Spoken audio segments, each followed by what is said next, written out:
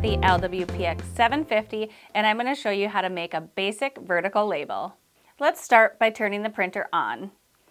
Now you can change the label orientation before or after you've entered in your text. And the orientation button is going to be here. Right here, you'll see that it has a label, either horizontal or vertical, and you're simply going to toggle it back and forth. You can also find this option in the edit menu. So I'm going to go ahead, enter in what I want, and then toggle that on. All right, perfect. When you're ready, go ahead and push print. Perfect, that was easy. Now something to keep in mind is it will stay in that orientation until you change it. So if you have questions with the LW-PX750 or want to chat about your labeling needs, give us a call. We would love to talk with you. Thanks again and happy labeling.